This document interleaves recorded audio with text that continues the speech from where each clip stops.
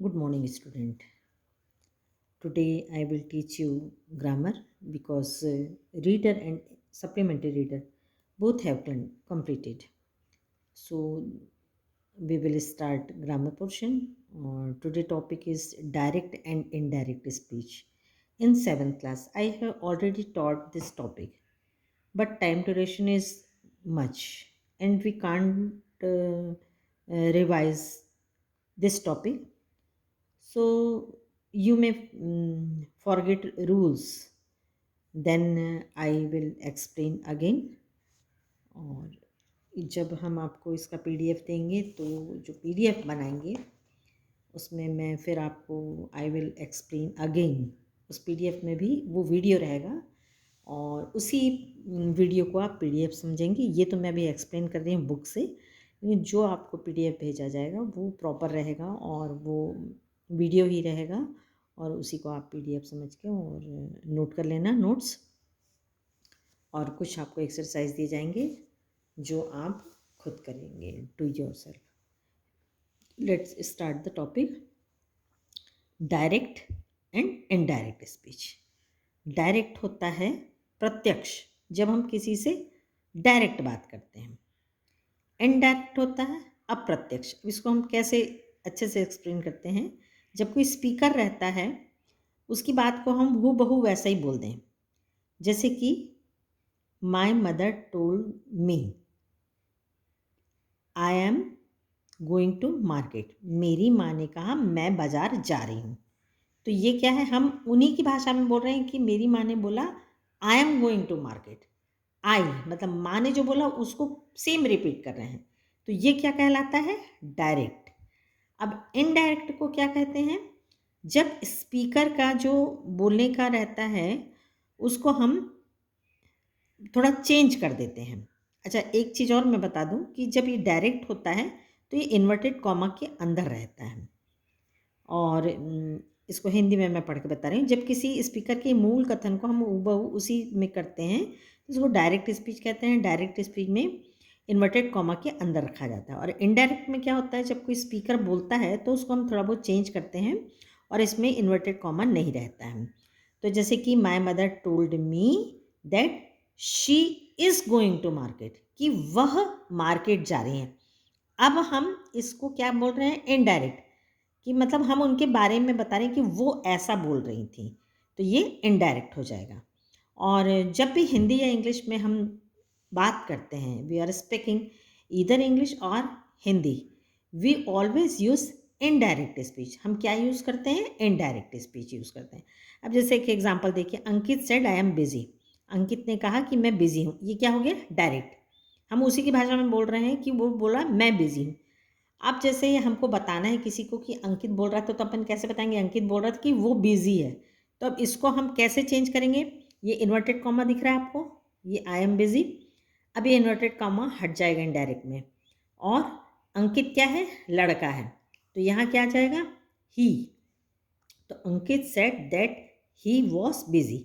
अब ये एम का वॉज हो गया। आपको शायद याद आ रहा होगा, या आगे रूल्स हम जैसे जैसे बढ़ते जाएंगे आपको समझाते जाएंगे कि क्यों ये वॉज हुआ। इसका प्रॉपर रूल्स है, वो हम स्टेप बाय स्टेप करेंगे तो ज़्यादा अच्छा रहेगा। तो पहले तो आप ये समझो कि डायरेक्ट को इनडायरेक्ट में कैसे बदलते हैं।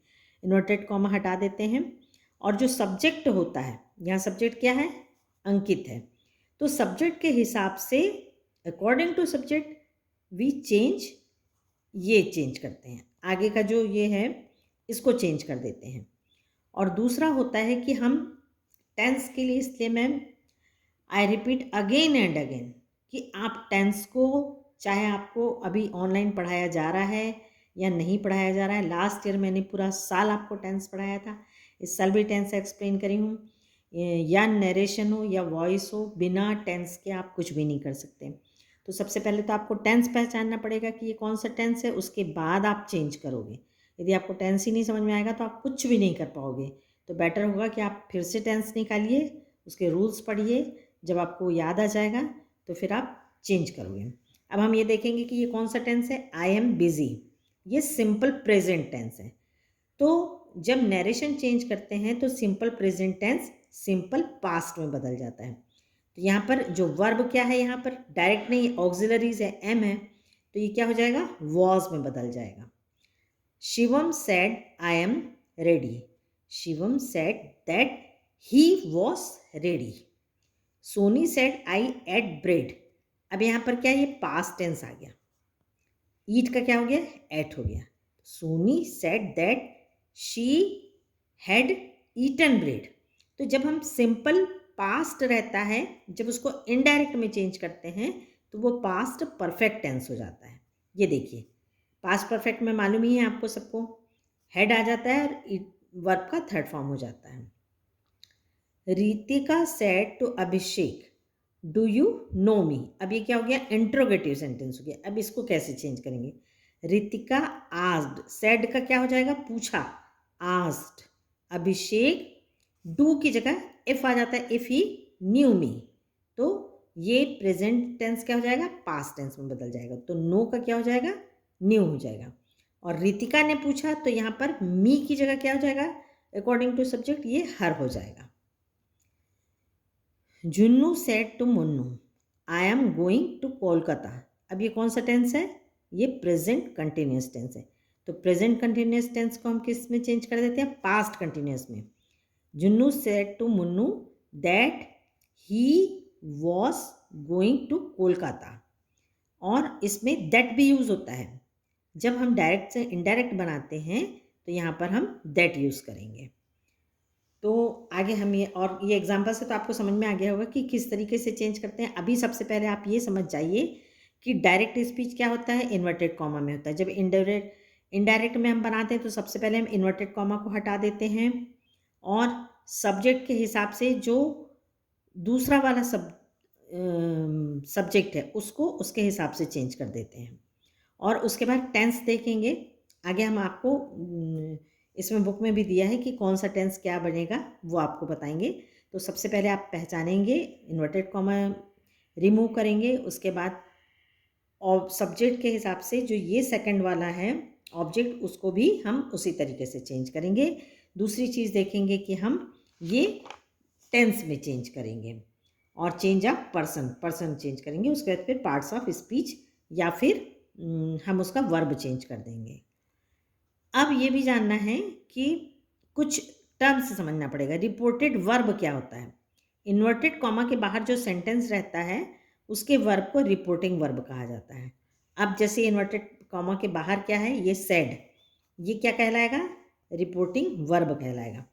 रिपोर्टेड स्पीच, इन्वर्टेड कॉमा के अंदर जो सेंटेंस रहता है, ये अंदर जो सेंटेंस रहता है उसको हम रिपोर्टेड स्पीच कहते हैं। जैसे मोहन सेड क्या हो गया, ये रिपोर्टेड वर्ब हो गया। आई एम बिजी, तो यहाँ आई एम बिजी क्या हो गया, ये रिपोर्टेड स्पीच है। Verb of reported speech, reported speech में प्रयोग किए गए, रिपोर्टेड स्पीच मतलब ये अंदर में, तो यहाँ पर जो वर्ब होगा वो reported verb of reported speech होगा। तो यहाँ पर अंदर में क्या है, बिजी, तो ये क्या हो गया, बिजी। अब ये एग्जाम्पल दिया है, रिपोर्टेड स्पीच में प्रयोग है वर्ब को, वर्ब का रिपोर्टेड स्पीच। जैसे Soni said to Pinky I like rasgullas, तो यहाँ पर क्या है, इन्वर्टेड कॉमा के अंदर जो वर्ब है वो वर्ब ऑफ रिपोर्टेड स्पीच कहेगा। How to change into direct speech, सबसे पहले चेंज ऑफ पर्सन करेंगे हम। जैसे मैंने बताया था कि Ankit said I am busy, तो Ankit said he was busy, according to subject we change object. दूसरा होगा चेंज करेंगे हम टेंस को, और थर्ड होगा पार्ट्स ऑफ स्पीच या वर्ब का, जो अंदर का वर्ब होगा यदि प्रेजेंट है तो पास्ट में बदल जाएगा। अब जैसे ये है, अभी इसमें हम डायरेक्ट आते हैं कि कैसे बदलेंगे। चेंज ऑफ टेंस, जो इसको पार्ट्स ऑफ स्पीच बोल रहे हैं वही टेंस होता है। तो प्रेजेंट इनडेफिनिट टेंस, जिसको हम सिंपल टेंस भी बोलते हैं, प्रेजेंट टेंस, वो पास्ट में बदल जाएगा, सिंपल पास्ट में। और प्रेजेंट कंटिन्यूस क्या में चेंज हो जाएगा, पास्ट कंटिन्यूस टेंस में चेंज हो जाएगा। प्रेजेंट परफेक्ट किस में चेंज होगा, पास्ट परफेक्ट चेंज में हो जाएगा। और प्रेजेंट परफेक्ट कंटिन्यूस किस में होगा, पास्ट परफेक्ट कंटिन्यूस टेंस में। और सिंपल पास्ट परफेक्ट में होगा। उसके बाद फिर past continuous tense past perfect continuous tense में चेंज होगा। इसको आपको अच्छे से लर्न करना पड़ेगा, और जैसे जैसे आप प्रैक्टिस करोगे वैसे आपको याद आता जाएगा, लास्ट ईयर आपने ये कर चुके हो, नई चीज़ नहीं है आपके लिए। तो एक बार फिर से मैं समझा रही हूँ, सिंपल प्रेजेंट टेंस होगा वो पास्ट में होगा, present continuous tense past continuous tense में होगा, present perfect tense past perfect में होगा, present perfect continuous past perfect continuous में होगा, पास्ट इंडेफिनिट या simple past tense past perfect में होगा। ये याद रखिए कि जो प्रेजेंट होता है वो पास्ट हो जाता है और जो पास्ट होता है वो पास्ट परफेक्ट हो जाता है, और past continuous tense past perfect continuous tense होगा। अच्छा, यदि सामने में एक चीज़ और मैं आपको बताऊं कि यदि सिंपल प्रेजेंट टेंस है तो वो चेंज नहीं होगा, और यदि फ्यूचर टेंस है तो वो भी चेंज नहीं होगा। जैसे आप एक एग्जांपल देखिए, राम सेज टू मी, ये क्या है, सेड नहीं है, सेज, ये प्रेजेंट टेंस है। तो ये क्या होगा, यहाँ अंदर में कोई भी टेंस चेंज नहीं होगा, सेम वैसे ही रहेगा। जैसे Ram says to me I am his teacher, Ram says that he is his teacher. तो यहाँ पर कोई भी टेंस चेंज नहीं करे, हमने जैसा था वैसे ही कर दिए हैं। ये प्रेजेंट सिंपल प्रेजेंट टेंस है तो ये ऐसे ही रहेगा। तो जब भी बाहर में सेज आएगा या बाहर में सिंपल प्रेजेंट टेंस होगा तो वो चेंज नहीं होगा। और यदि फ्यूचर टेंस है, जैसे कि example, Mohan will say to me I am going to market, Mohan will tell me, सेल का टेल हो जाता है, जब यदि सेल रहता है तो टेल होता है। Mohan will tell me that he is going to market. तो अब यहाँ पर मोहन है इसलिए हम यहाँ पर आई हटा के, मोहन लड़का है तो यहाँ पर क्या आ जाएगा, ही आ जाएगा, और एम की जगह ही के साथ एम यूज़ नहीं करेंगे, क्या हो जाएगा, इज आ जाएगा। तो कहने का मतलब यह है कि जब फ्यूचर टेंस और सिंपल प्रेजेंट टेंस चेंज नहीं होता, वो वैसे ही रहता है, लेकिन प्रेजेंट सिंपल प्रेजेंट पास्ट में बनता है, प्रेजेंट कंटिन्यूस पास्ट कंटिन्यूस में, प्रेजेंट परफेक्ट पास्ट परफेक्ट में, present perfect continuous past perfect में, और सिंपल पास्ट पास्ट परफेक्ट में, past continuous tense past perfect continuous tense में।